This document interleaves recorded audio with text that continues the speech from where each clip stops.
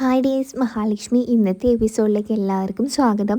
അങ്ങനെ നമ്മുടെ ദുർഗയാണെങ്കിൽ നമ്മുടെ കണ്ണനോടായിട്ട് പറയുന്നുണ്ട്, മോനെ ഞാൻ നിന്നെ ഒരുപാട് സ്നേഹിച്ചിരുന്നു. ഈ അമ്മയോട് ഒരു പ്രായച്ചിത്തമായിട്ടെങ്കിലും നീ ക്ഷമിക്കണം.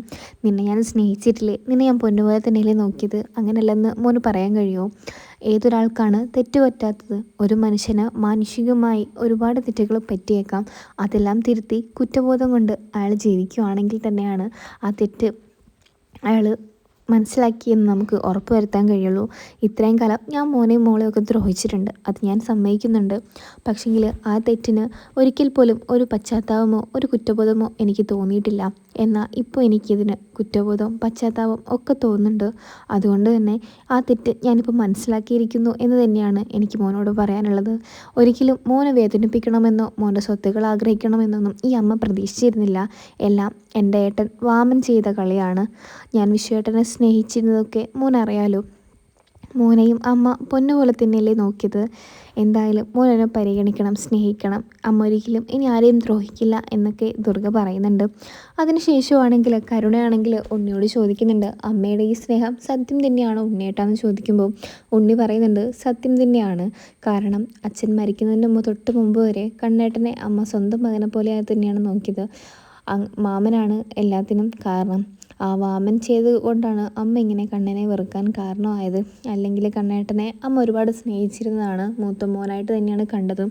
അതൊക്കെ കണ്ണേട്ടന് അറിയാവുന്നത് കൊണ്ടാണ് ഇത്രയും കാലം അമ്മേനെയും എന്നെയൊക്കെ ഇവിടെ തന്നെ നിൽപ്പിക്കാൻ കാരണമായത്, അല്ലാതെ വേറൊന്നും കൊണ്ടല്ല. പക്ഷേങ്കിൽ നിന്നോട് എനിക്കൊരു കാര്യം പറയാനുള്ളൂ കരുണേ, എനിക്ക് നിന്നോട് യാതൊരു സിമ്പതിയും സ്നേഹവും ഒന്നും തോന്നുന്നില്ല. നിന്നെ ഞാൻ പണ്ട് ഒരുപാട് സ്നേഹിച്ചിരുന്നു. പക്ഷേ അപ്പോഴൊക്കെ നിനക്ക് ആർത്തി സ്വത്തിനോട് മാത്രമായിരുന്നു. നിന്നെ ഒരിക്കലും ഞാൻ സ്നേഹിക്കാതിരുന്നിട്ടില്ല. നിനക്ക് വേണ്ടതെല്ലാം എന്നെക്കൊണ്ട് പറ്റുന്നത് പോലെ ഞാൻ ചെയ്തിട്ട് നിനക്കതിനൊരു വാല്യൂ ഒന്നും തന്നെ ഒരു നല്ലൊരു സന്തോഷം പോലും നിൻ്റെ മുഖത്ത് ഞാൻ കണ്ടിട്ടില്ല. നിനക്കെപ്പോഴും വലിയ കാര്യങ്ങൾ ചെയ്യണമായിരുന്നു. എൻ്റെ കയ്യിൽ പൈസ പോലും ഇല്ലാഞ്ഞിട്ട് ഞാൻ നിനക്ക് വേണ്ടി ഒരുപാട് കാര്യങ്ങൾ ചെയ്തു എന്നൊക്കെ പറയുമ്പോൾ ഉണ്ണി നമ്മുടെ കരുണയോട് ഇങ്ങനെ പറയുന്നുണ്ട്. അപ്പോൾ കരുണ പറയുന്നുണ്ട്, ഉണ്ണേട്ടാ ഇതൊക്കെ ശരി തന്നെയാണ്, പക്ഷെങ്കിൽ എല്ലാ മനുഷ്യരും ഒരുപോലെ ആയിരിക്കില്ലല്ലോ. തെറ്റും ശരിയും മനസ്സിലാക്കി വരാൻ ഒരുപാട് സമയമെടുക്കും. അതൊക്കെ ഞാൻ എന്ത് ചെയ്യാനാണ് ഉണ്ണേട്ടാ, എൻ്റെ വിധി ഇങ്ങനെയായിപ്പോയി. എന്നോട് ഉണ്ണേട്ട ക്ഷമിക്കണം. നമ്മുടെ കുഞ്ഞിനെങ്കിലും ഓർത്ത് എൻ്റെ കൂടെ നിൽക്കണം ഉണ്ണേട്ടാ. അച്ഛൻ ചെയ്ത ക്രൂരതയ്ക്ക് എന്നോട് നിങ്ങൾ ശിക്ഷിക്കരുത്, എന്നെയും എൻ്റെ കുഞ്ഞിനെയും എന്നൊക്കെ പറഞ്ഞിട്ട് ഉണ്ണിയുടെ മനസ്സിങ്ങനെ മാറ്റാനൊക്കെ നമ്മുടെ കരുണ ശ്രമിക്കുന്നുണ്ട്. അതിന് ശേഷമാണെങ്കിൽ വാമനാണെങ്കിൽ മേഘനാഥനോട് പറയുന്നുണ്ട്, എന്തൊക്കെയാണെങ്കിലും കണ്ണന് എഴുന്നേറ്റ് നടക്കാൻ സാധിക്കില്ലല്ലോ, അതുകൊണ്ട് ആ ഒരു ആശ്വാസം എനിക്കുണ്ടെന്നൊക്കെ വാമൻ സ്വയമേ പറയുന്നുണ്ട്. അപ്പോഴേക്കും പ്രതാപൻ പറയുന്നുണ്ട്, ആ ആശ്വാസമൊന്നും വേണ്ട, കണ്ണൻ എന്തായാലും എഴുന്നേറ്റ് നടക്കാനും സംസാരിക്കാനൊക്കെ ഇപ്പോൾ കഴിയുന്നുണ്ട്. അതുകൊണ്ട് ആ ആശ്വാസം കൂടുതലൊന്നും താൻ മനസ്സിൽ വെച്ചേക്കണ്ട.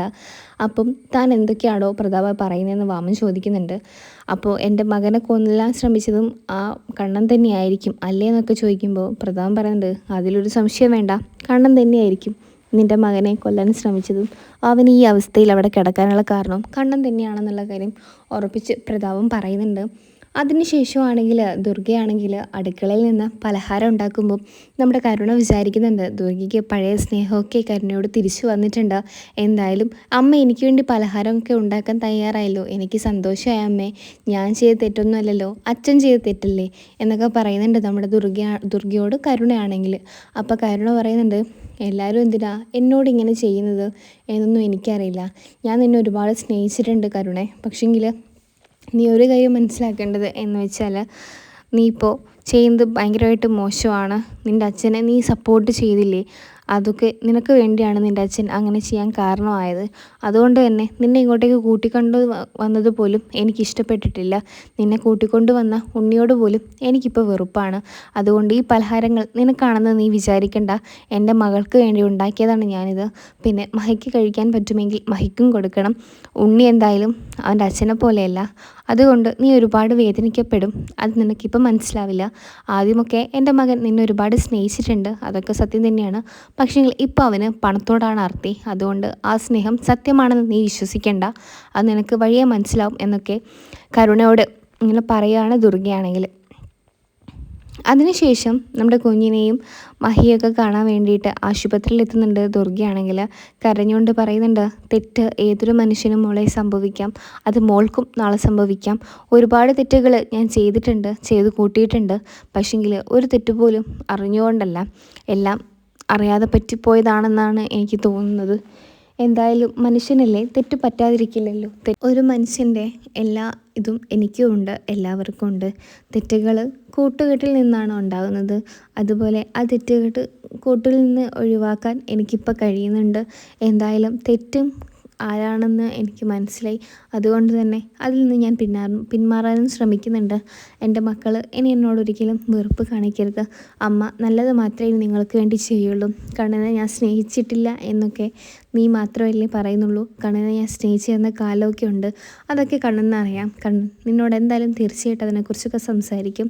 ഇനിയൊരിക്കലും ഞാനിങ്ങനെ പഴയതുപോലെ ആവില്ല എന്നൊക്കെ പറഞ്ഞ് വിശ്വേട്ടൻ്റെ ആത്മാവാണേ സത്യം എന്നൊക്കെ ദുർഗ പറയുന്നുണ്ട്.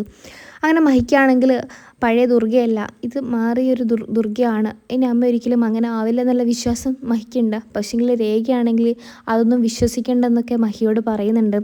അങ്ങനെ അതിനുശേഷമാണെങ്കിൽ അവിടെ നിന്ന് നമ്മുടെ മഞ്ജുവിനെ കാണാൻ വേണ്ടി പോകുന്നുണ്ട്, പലഹാരങ്ങളൊക്കെ ഉണ്ടാക്കിയിട്ട്.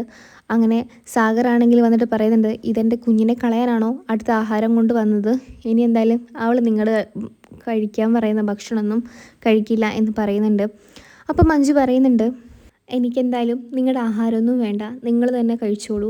ഞാനെന്തായാലും നിങ്ങളുടെ ആഹാരങ്ങളൊന്നും സ്വീകരിക്കാൻ പോകുന്നില്ല എന്ന് പറയുമ്പോൾ ദുർഗ പൊട്ടിക്കരഞ്ഞിട്ട് പറയുന്നുണ്ട്, ചെയ്ത തെറ്റൊക്കെ മാപ്പ് തരണം. അങ്ങനെ മഞ്ജുവും സാഗറും മഹാലക്ഷ്മിയും കണ്ണനൊക്കെ ആണെങ്കിൽ ദുർഗേനെ മനസ്സിലാക്കുന്നുണ്ട്. ദുർഗയുടെ മാറ്റം നല്ലതിന് തന്നെയാണെന്ന് മനസ്സിലാക്കിയിട്ട് ദുർഗയെ സ്വീകരിക്കുന്നുണ്ട്. പഴയതുപോലെ തന്നെ അമ്മയായിട്ട് കാണുന്നൊക്കെയുണ്ട്. അങ്ങനെയാണ് എപ്പിസോഡ് അവസാനിക്കുന്നത്. നിങ്ങൾക്ക് ഈ ഒരു സീരിയൽ ഇഷ്ടമാണെങ്കിൽ ചാനൽ സബ്സ്ക്രൈബ് സപ്പോർട്ട് ചെയ്യണേ.